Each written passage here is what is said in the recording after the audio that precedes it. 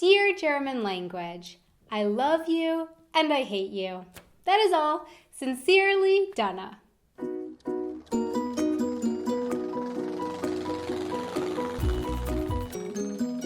Hey everyone, I'm Donna and you're watching Wanted Adventure Living Abroad. I started learning German 7 years ago, back when I first began planning to move here. And at first, I loved it. I loved everything about the language, how it sounded, and the vocabulary, and the rhythm. I just loved everything. But then I got past the honeymoon stage and into the weeping into my textbook, tearing up my homework in frustration stage. And now I'm happy to say I've leveled out into the there's some things I love and some things I hate about the language stage. And here are the big ones that cause the most emotions in me either way. Die, der, das, you drive me crazy. You are really trying to end me, I know that. I was first introduced to gendered nouns when I learned Spanish, but at least there it was not so bad. Actually, it wasn't bad at all. For the most part, you knew which gender a noun was by the ending of the word. Not so much in German. Sure, there are a few hints, like nouns that end in heit and kite are feminine, and words that end in ig are masculine, but most of the words out there just have to be memorized one by one by one. And if you don't get the gender right, then you usually end up messing up all the other complicated conjugations of adjectives in front of the noun. Which brings me to... I'm not really sure there's much for me to say here for this one. If you speak German, you already know about this. And if you don't speak German, then I think it would be hard for me to succinctly explain why this is so complicated in the next 10 seconds. So I'll just show you this chart and ask you to believe me. It's complicated. All right, now how about something that I love about German? In German, you get to create new words. You can make them yourself. You're not limited by only what is in the dictionary. As I mentioned in my video on what's bigger in Germany, the German language has some really big words, and these words are often formed by stringing smaller words together. Sometimes these smaller words are strung together so often that they land in the dictionary as an actual official word. But because there are so many possibilities out there, not all the words that are created and used in everyday speech and writing are actually in the dictionary. There are lots of times that I come across a long word in German, and then when I try to look that word up in the dictionary, I can't find it in there. But I can look up the individual smaller words in that bigger word, and from that get the meaning of the bigger word. And this might sound complicated, but to me, I think it's actually beautiful, and I just really love it. For one, it makes learning German easier because the meaning of a lot of more complicated words can actually be understood simply by knowing the smaller words. And it gives me the freedom to create some really cool words as I go. I just find that fun and even a little poetic sometimes. Oh, how I dislike these two letters in German. The R in German often comes from the back of the throat. And as of now, I still have not been able to master it. Lehrer.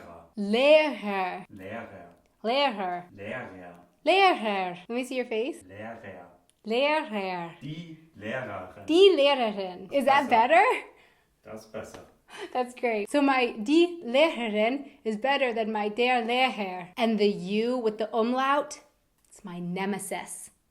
Pure evil, I'm telling you. I love the speed at which German is spoken. Not too fast, but not too slow, and there is a distinct break between each word. I studied Spanish for years in school, but still, I could never really understand TV shows in Spanish because the language is often spoken so quickly, and to my ears, it always sounded like the words just kind of ran together. The way that some words are pronounced in German differs from region to region.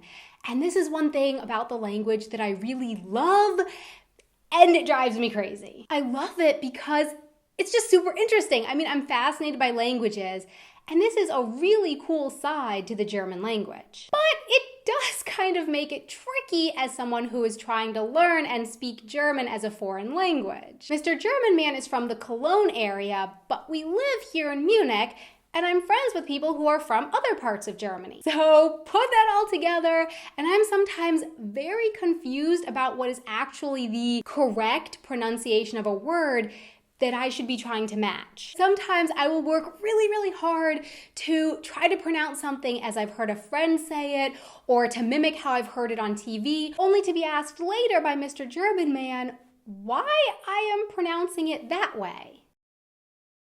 I think it's just really cool. In German, numbers are said kind of backwards from how they're said in English. 21 compared to 21, which is literally 1 and 20. I love this because I just think it's a cool way to say numbers. And actually, I believe that in the past, numbers were sometimes written or said this way in English as well. I know that I have read or come across older documents or heard things maybe in history class where the number was written or said 5 and 20 in English or something like that. So I just think it's really interesting that that's how numbers are actually constructed in German. And I wonder if there's a connection there. And if there is a connection there between the way that German numbers are written and English numbers are written, then was there a time when English numbers were actually said and written 1 and 20, 2 and 20, or was this just sporadically used sometimes in the English language? Again, I have so many questions, so if anyone has answers to these questions, I'm always grateful. So my question for you is, which parts of German or English or any other language do you love, and which parts drive you crazy? Please let me know in the comments below. I really hope that you enjoyed this video. Thanks so much for watching and liking and commenting and sharing my videos, and I hope that you enjoy the bloopers that are coming up next. Until next time, auf Wiedersehen. It makes learning German easier because there's a reason there. I had something to say. Die, der, das. I don't like you. That's it. I just don't like you at all. All right. That was fun.